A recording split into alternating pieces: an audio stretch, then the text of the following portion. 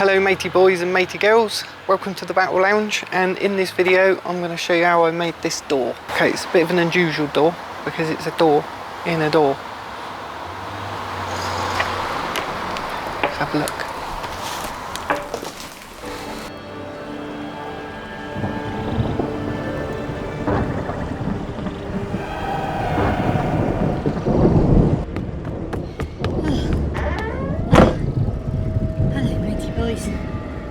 Welcome to the Battle Lounge.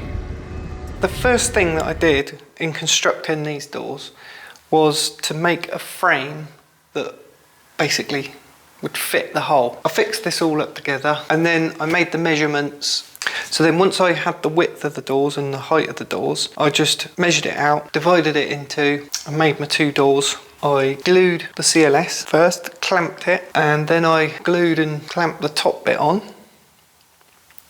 Whizzed a couple of screws in all around on the outside just to give it a bit of strength, and then on the inside I fixed these brackets and I run these bolts through as well to just make it more sort of sturdy, more secure, keep its shape. But I had a little bit of a problem. I fixed the hinges on, put the doors into the frame, and then as you can see here, the doors were too big. I'm not great at maths. I should have used a calculator. I just did it in my head. But when I first realised this, it's just, oh God, so stressful. And I was so annoyed with myself. But after I looked at it, I thought, actually, it's quite easy fix. All I've got to do is score down one of the doors, make it a bit smaller, and take the filler bit of wood out, take some of the insulation out, push a new bit of wood in, glue it in, screw it up, done.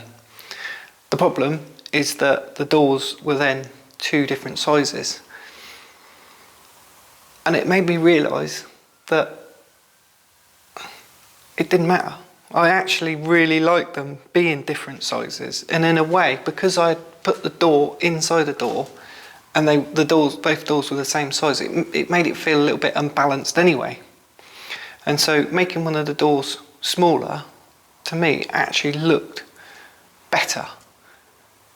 And I think we're all guilty of this, in that we're always trying to find the symmetry in things, and things always have to be equal. You know, if you're going to have a set of doors, then they should be the same size, and the handles should be in the same place. I mean, even if you look at this now, I've put the bolts are in exactly the same place, the handles, and but it doesn't have to be like that. You can do stuff that's a little bit more asymmetrical, and it's kind of own beauty in that. And you know, and that's certainly true for this room, because the whole room is just out of whack. There's not one right angle in it. It's a weird shape. In fact, there is one more right angle in one of the corners, and all the other corners are just out, and they're out by a mile. So it's a really odd shaped room. And then you've got the mezzanine, which takes up a strange sort of portion of that space as well. But it just made me realise that, you know, things don't have to be symmetrical. So when I started doing other bits and pieces and putting up lights and things, instead of putting them in a row, I've just sort of stacked them and put them in a random place that just kind of felt right, felt more balanced in the space that they're in, that's not symmetrical, that is all hickledy-pickledy and all over the place. And that kind of fits in really well with this industrial thing that I'm going for as well. So I'm really pleased with the way that things are turning out at the moment. And as I said, even these doors, even though I got it wrong, and it caused me a little bit more work, but I think the end result is just fantastic, and just really pleased with them. So once the doors were in the frame, we then had to fit the frame into the hole. Now, the problem here is that these doors were so big and so heavy that we had a real job to move them.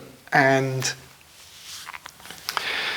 the idea is that, you know, the doors inside the frame would just go into the hole, push it in, screw it into place, job done. But it wasn't as easy as that. I had to take one of the doors off just to, you know, make it a little bit lighter. that would then make it easier for us to put it into the hole. And I didn't want to do that because everything was perfect and level and set just right, and I knew that if I took one of the doors off, fit the frame, that frame as it's being fitted could have come out of alignment slightly, and then the door wouldn't close as well as it should be. And actually that's exactly what happened, and that's why I was struggling to close the door with a bolt, because the door's just slightly out, and it's not out by a major amount, it's just a little bit, so I'm not too worried about it. I'm happy about it. In fact, you know, wood shifts and moves over time anyway, so it might even correct itself, or it might get better, or it might get worse. But either way, I'll just take another look at it later on if I need to.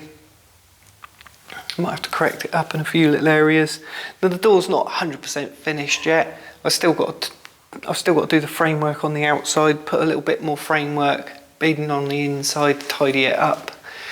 And then obviously that framework's all got to be painted up.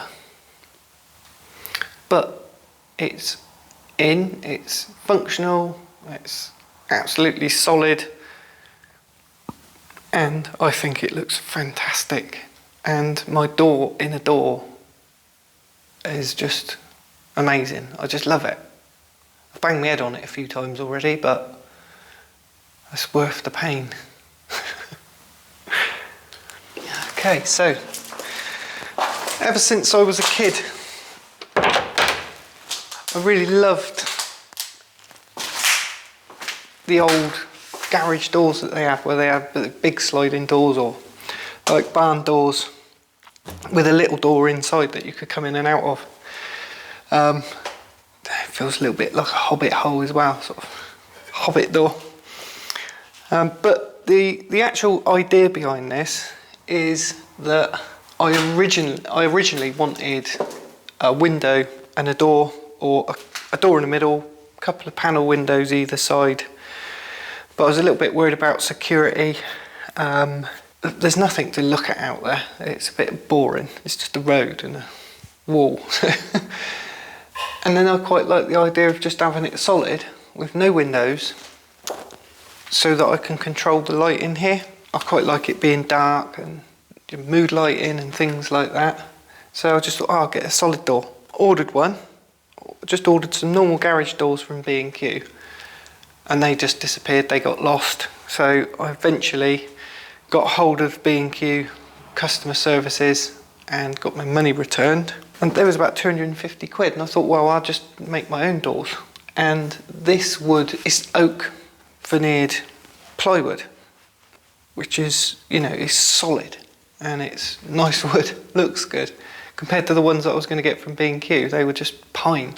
And after I ordered them, I spoke to my brother and he said, oh, don't get them, I got some of them, they're rubbish, they've all warped. So I was quite glad in the end that I did decide to actually make my own doors.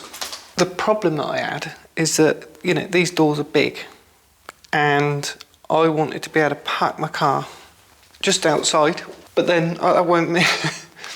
But then I wouldn't be able to come in and out, because these doors are so massive that, you know, I'd have to park my car quite far away to be able to open the door to get in. I can't have the doors opening inwards because I'm going to have units over here, so the units are going to come out to about here. And the same again this side, I might build something in, it might come out a little bit further, and I didn't want that restriction, so I would have had to make the doors smaller. But I kind of wanted to make the doors as big as possible, so in the summer when it is a nice day, I can open them right up and I can have the, you know, bit of fresh air, go and sit out there and have a cup of tea or something. Again, going back to security, I wanted to be able to bolt this all up on the inside, make it nice and secure. And then I had the idea of putting a little door in that did open inwards. So this just almost becomes a wall most of the time, and it's just closed, it's shut off. I don't use it, but this is just my little access door that I use to get in and out.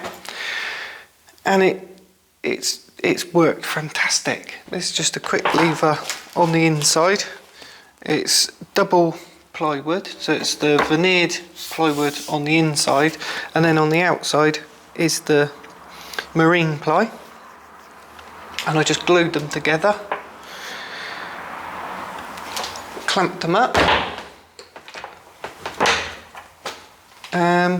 Yeah, as you see, put a knocker on it. Put my letterbox on there. And then these doors. God's sake. It's the only one. The rest of them are okay. This was a bit tight. That was bad.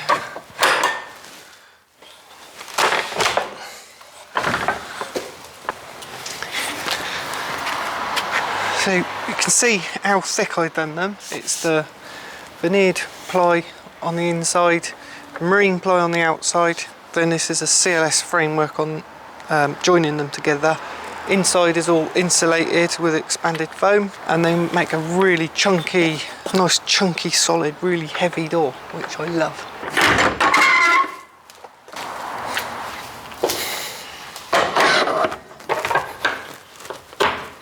And there we go. I'm really proud of these doors.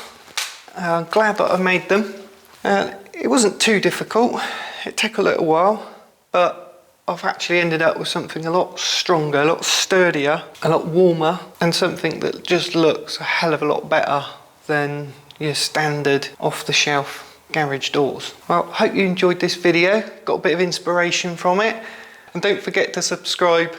Ring the bell if you want notifications of new videos that I'm going to upload. And, you know, please like the video as well, because that tells the YouTube algorithms that you like the video and that other people should see it. So until the next one, matey boys.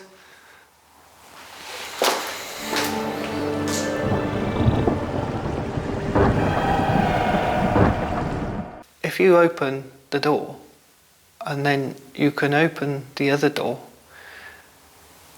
inner door, and then you can step through that door as you're opening the door, and you end up in the same place.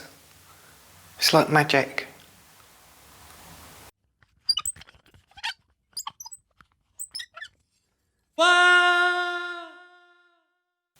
So when you go through this little door, you're literally going through a door. Not just through a doorway, but through a door.